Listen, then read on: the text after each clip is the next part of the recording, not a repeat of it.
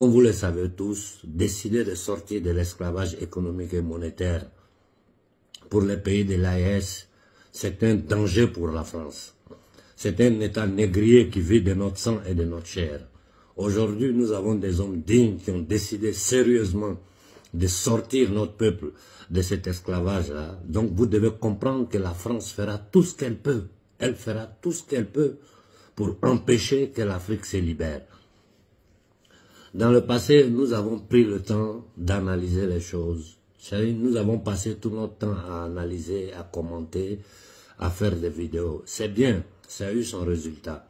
Mais aujourd'hui, devant une telle situation, qu'est-ce que nous faisons pour aider nos dirigeants? C'est la question que je pose. Qu'est-ce que nous pouvons faire pour aider le Mali, le Burkina et le Niger? La solution est simple.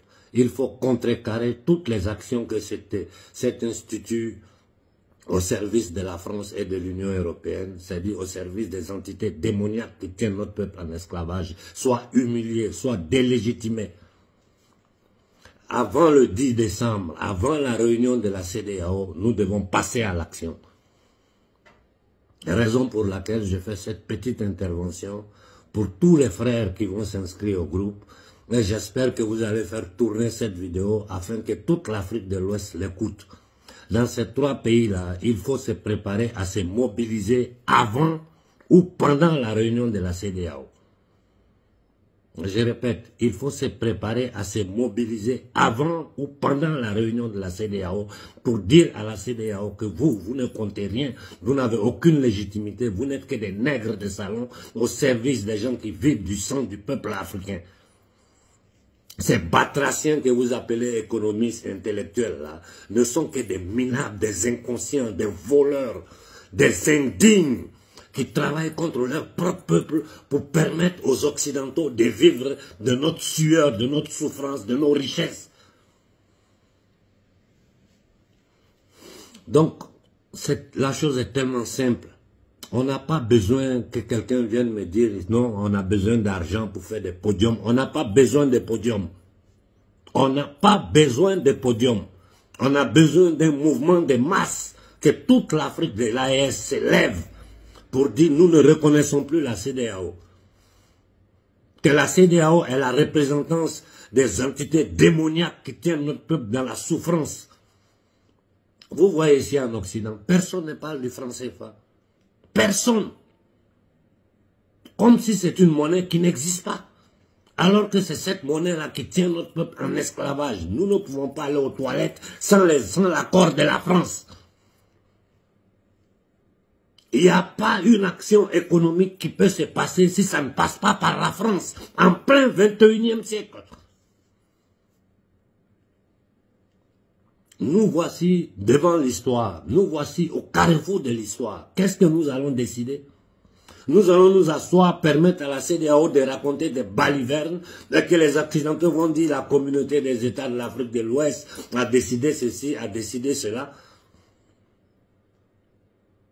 Ou bien nous allons rester sur Facebook à perdre notre temps dans des analyses inutiles, que ces analyses-là, ça reste dans le camp de concentration. Ici en Occident, personne, on ne les connaît même pas. Nous avons une grande responsabilité devant l'histoire. Nous avons une grande responsabilité devant l'histoire. Et nous devons prendre nos responsabilités. Donc j'encourage encore la jeunesse, j'encourage tous les Africains qui vont s'inscrire à ce groupe de travail. D'ailleurs, je vais poster le lien du groupe afin que tout le monde puisse y entrer.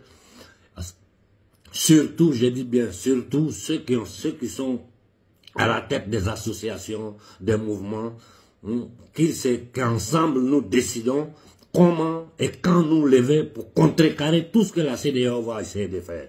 Vous allez voir, les Français tenteront de faire des coups d'État un peu partout. Mais aujourd'hui, il faut que la France comprenne. Là, je m'adresse au gouvernement batracien de France. Si vous tentez un coup d'État au Mali, au Burkina ou au Niger, nous allons péter vos ambassades. Je répète de nouveau, si vous tentez un coup d'État au Mali, au Burkina ou au Niger, nous allons péter toutes vos ambassades. C'est Konaré qui parle, mais j'assume ce que je dis. Peuple d'Afrique, il est temps que nous nous mettons sur pied. Il est temps que nous nous mettons sur pied. Et je dis, la prochaine manifestation, elle doit se passer devant toutes les représentations de la CEDEAO. Dans tous ces 3 pays-là, les représentations de la CEDEAO doivent être envahies. Vous devez envahir le bureau de cette institution négrière, de cette institution soumise aux entités démoniaques qui tiennent notre peuple en esclavage. Et je finis en disant aux gens, je le répète encore une autre fois, ces histoires d'inoculation, ce sont des obligations que ces batraciens occidentaux obligent nos gouvernements à faire à notre peuple parce qu'ils veulent diminuer la population africaine, ils veulent stériliser nos enfants. Et nous ne pouvons pas nous asseoir là, les regarder avec des balivernes. Ce qui me choque dans tout ça, c'est qu'ils arrivent à faire tout ça avec l'aide d'autres Africains. Maudits soient ces Africains, maudits soient leurs familles. Vous êtes maudits. Cette malédiction suivra votre famille, votre sang pour l'éternité. Ce sont des centaines de millions de jeunes Africains que vous êtes en train de mettre dans des conditions de non-vie. Et ils sont quoi plus que nous? Ils sont quoi plus que nous? Je vous dis aujourd'hui, les jeunes Africains, malgré la pauvreté, la difficulté, vous êtes 1000 fois plus cultivés, plus instruits que les jeunes Français, qui ne sont rien d'autre aujourd'hui que des robots lobotomisés avec des tablettes qui ne savent même pas ce qui se passe dans leur propre pays.